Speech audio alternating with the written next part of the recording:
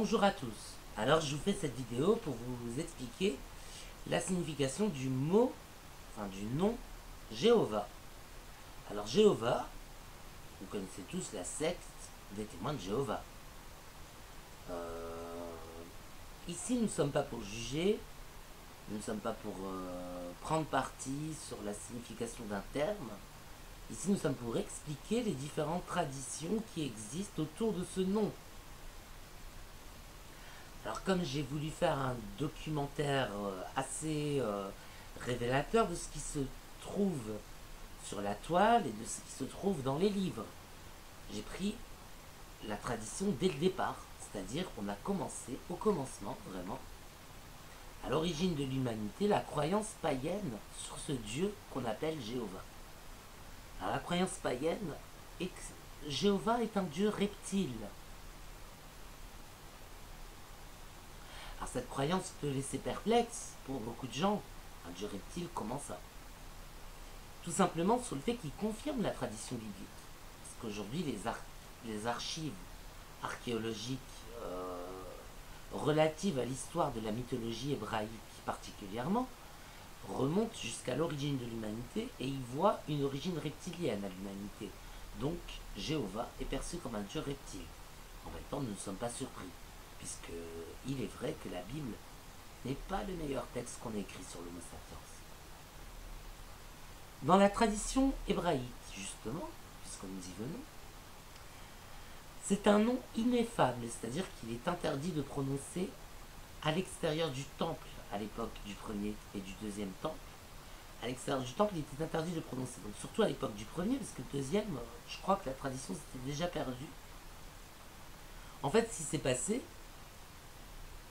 c'est que vu qu'il était interdit de prononcer son nom à l'extérieur du temple, une fois le temple détruit, nous voilà bien. Donc une fois le temple détruit, sa prononciation s'est altérée. Si bien qu'on ne savait plus quelle était la prononciation exacte. Donc la tradition s'est perdue à ce niveau-là. Voilà ce que rapporte la tradition juive sur le nom. En fait, c'est le Yod et Vav et. C'est ça le nom qu'on appelle Jéhovah. Dans la secte des témoins de Jéhovah, par exemple, on reprend ce nom en disant que il est basé sur les consonnes du nom Yeshua, Jésus, et qu'il représente Jésus-Christ, en quelque sorte. Après, je ne connais pas cette religion, je reste assez perplexe aussi sur ce fait, que les voyelles soient les mêmes que le nom Jésus, mais les témoins de Jéhovah ne croient pas en Jésus. Donc du coup, c'est un nom qui est prononcé sans savoir sa véritable prononciation. Ça, tout le monde est d'accord. Hein. On ne sait pas la véritable prononciation de ce nom. Ça, tout le monde est d'accord. Mais par contre, qu'il représente les voyelles du nom Yeshua, ça c'est ce que j'ai lu dans un texte témoin de Jéhovah. Je ne sais pas pourquoi ce Dieu présenterait les mêmes voyelles que le nom Yeshua.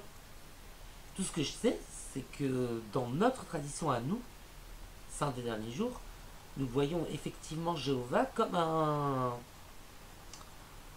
comme le Messie, mais avant son incarnation terrestre en fait, avant sa naissance de Marie, avant sa venue sur terre, on voit Jéhovah comme étant Jésus-Christ avant son incarnation sur terre. C'est une autre tradition, hein, ça n'a rien à voir. Alors certains chrétiens vont la reconnaître et prendre le nom Jéhovah comme étant un nom officiel. D'autres chrétiens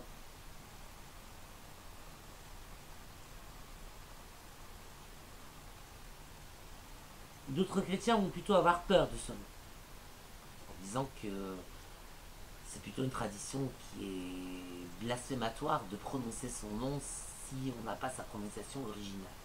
Voilà. Grosso modo, Jéhovah n'est pas l'appellation de Dieu, grosso modo. Et sa prononciation est perdue, à jamais. Je vous laisse ce témoignage au nom de Jésus. Amen.